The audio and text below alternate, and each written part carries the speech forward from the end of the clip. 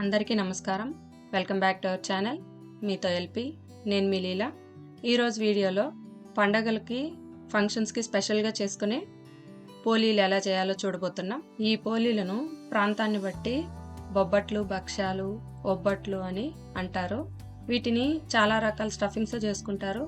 నేనైతే ఈరోజు మంచెనపప్పు యూస్ చేసి చేయబోతున్నాను.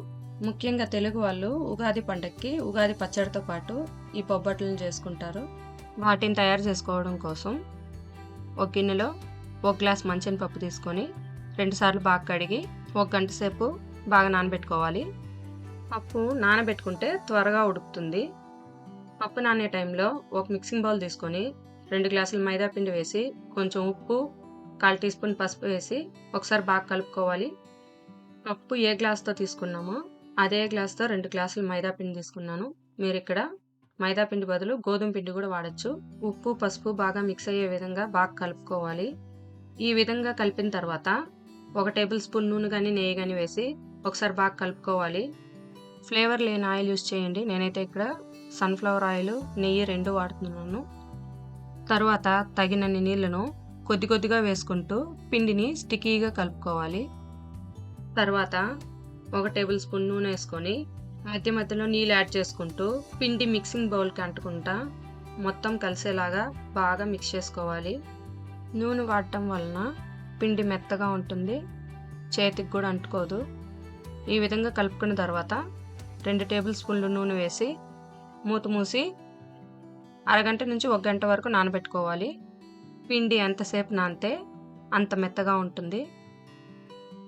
తర్వాత స్టఫింగ్ రెడీ చేసుకోవడం కోసం ఒక కుక్కర్ తీసుకొని నానిన పప్పుని అందులో వేసి 1 గ్లాస్ పప్పుకి 2 గ్లాసులు నీళ్ళు పోసుకొని మూత మూసి 3 నుంచి 4 విజిల్లు వచ్చే వరకు ఉంచి స్టవ్ ఆపి ప్రెషర్ పోయే వరకు పక్కన పెట్టుకోవాలి.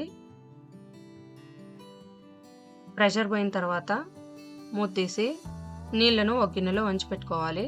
పూర్తిగా నీళ్లు లేకుండా చూసుకోండి.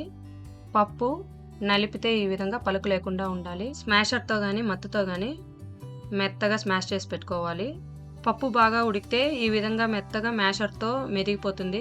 లేదంటే నీళ్లు బాగా వడగట్టుకొని మిక్సీ జార్లో వేసి మెత్తగా బ్లెండ్ చేసుకోవాలి. వంచి పెట్టుకున్న నీళ్లను పడేయకుండా రసం చేసుకుంటే చాలా రుచిగా ఉంటుంది. ఒక గిన్నె తీసుకొని 1 గ్లాస్ పప్పుకి 1 గ్లాస్ బెల్లం వేసుకోవాలి.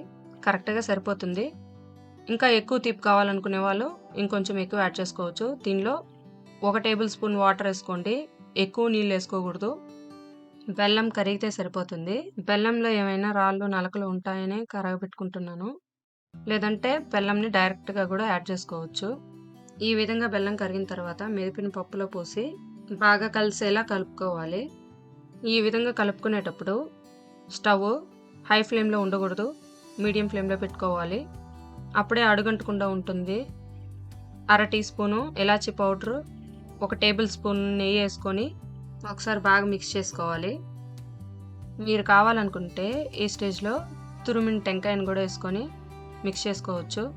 స్టవ్ లో టు మీడియం ఫ్లేమ్లో పెట్టుకుంటూ పప్పు బాగా దగ్గర పడే వరకు బాగా ఉడికించుకోవాలి. ఈ పోలీలను సేమ్ ప్రాసెస్తో కందిపప్పు, పెసరపప్పుతో కూడా చేసుకోవచ్చు. ఈ విధంగా పప్పు దగ్గర పడిన తర్వాత 1 స్పూన్ నెయ్యి వేసుకొని బాగా చల్లారే వరకు పక్కన పెట్టుకోవాలి. పూర్ణం మరీ డ్రైగా ఉండకూడదు. ఈ విధంగా ఉంటే సరిపోతుంది. డ్రైగా ఉంటే ఎక్కువ ఉడికిపోయినట్లు. ఈ విధంగా చల్లారిన తర్వాత చేతికి నూనె కానీ నెయ్యి కానీ రాసుకొని చిన్న చిన్న ఉండలుగా చేసుకొని ఒక ప్లేట్లో పెట్టుకోవాలి. ముందుగా కలిపి పెట్టుకున్న పిండిని మూత తీసి అదిమి చూస్తే పిండి ఎంత మెత్తగా ఉందో తెలుస్తుంది. దీన్ని ఒకసారి బాగా కలుపుకొని చిన్న చిన్న ఉండలుగా చేసుకొని పక్కన పెట్టుకోవాలి. ఫస్ట్ ఒక ఉండని తీసుకొని చేతికి నూనె కానీ నెయ్యి కానీ రాసుకోండి. ఈ విధంగా చిన్న చపాతీలాగా అదుముకొని మధ్యలో పూర్ణం పెట్టి అంచులతో బాగా సీల్ చేసుకోవాలి. నేను చూపిస్తున్న విధంగా పూర్ణం బయట రాకుండా పిండితో బాగా కవర్ చేసుకోవాలి. అప్పుడే పోలీలు బాగుంటాయి. తర్వాత ఒక బటర్ పేపర్ కానీ ఒక అరిటాక్ కానీ తీసుకొని నూనె కానీ నెయ్యి కానీ రాసుకొని ఒత్తుకున్న పిండి ముద్దను పెట్టి ఇంకో బటర్ పేపర్ వేసి చపాతీ కర్రతో మరీ గట్టిగా కాకుండా జెంటల్గా రుద్దుకోవాలి. చేత్తో కూడా ఒత్తుకోవచ్చు. నేను ఇక్కడ మరీ పెద్దవిగా కాకుండా మీడియం సైజులో పోలీలను చేసుకుంటున్నాను. మీరు మీకు నచ్చిన సైజులో చేసుకోవచ్చు. తర్వాత ప్యాన్ పెట్టి ఒక స్పూన్ నెయ్యి వేసి అది వేడయ్యాక రుద్ది పెట్టుకున్న పోలీని మెల్లగా ప్యాన్ పైన వేసి 5-10 సెకండ్లు రెండు వైపులా బాగా కాల్చుకోవాలి.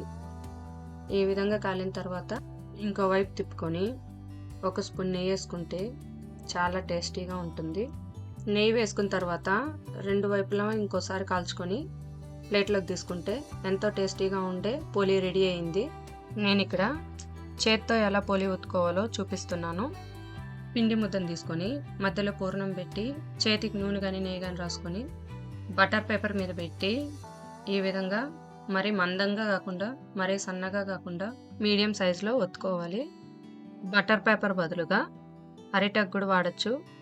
ఈ విధంగా బాగా ఒత్తుకొని ప్యాన్ పెట్టి నెయ్యి వేసి రెండు వైపులా ఎర్రగా కాలే వరకు కాల్చుకొని నెయ్యితో సర్వ్ చేసుకుంటే ఎంతో కమ్మగా ఉండే పోలీలు రెడీ అయింది. పిల్లల నుంచి పెద్దవాళ్ళ వరకు అందరూ ఇష్టంగా తింటారు. మీరు ఒకసారి ట్రై చేసి ఎలా వచ్చిందో కమెంట్ చేయండి. మీకు ఈ రెసిపీ నచ్చినట్లయితే మీ ఫ్రెండ్స్ అండ్ ఫ్యామిలీకి షేర్ చేయండి. సబ్స్క్రైబ్ చేసి బెల్ ఐకాన్ క్లిక్ చేయండి. Thanks for watching. ఇంకో రెసిపీతో మళ్ళీ కలుద్దాం.